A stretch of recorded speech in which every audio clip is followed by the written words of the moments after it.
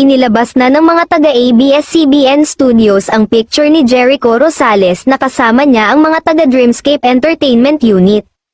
Sabi ng publicist nilang si Eric John Salot, ang pagbabalik. Asia's award-winning actor returns. Jericho Rosales is all set to be part of a stellar Dreamscape Entertainment project.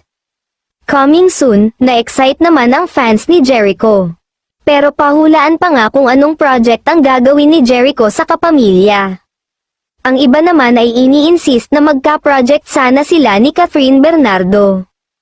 Humiling naman ng suporta ang aktor na si Jericho para sa kanyang bagong proyekto.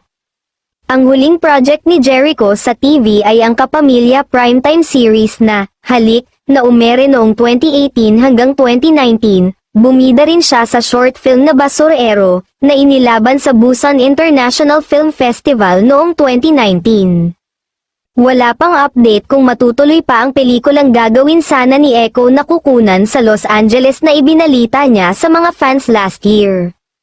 Tuwang-tuwa ang fans ni Jericho Rosales nang malaman na magbabalik na muli ito sa pagiging active sa showbiz.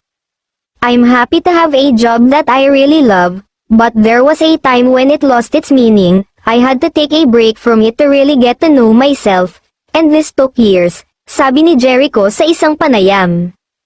Nailahad nga ni Jericho na nag-break siya sa pag-arte para kilalanin ang sarili. It was a journey that I took because I tried to look within and understand why there's a big hole in my heart. It was kind of damaging already, but everyone has to work. It's now time to once again focus on my artistry.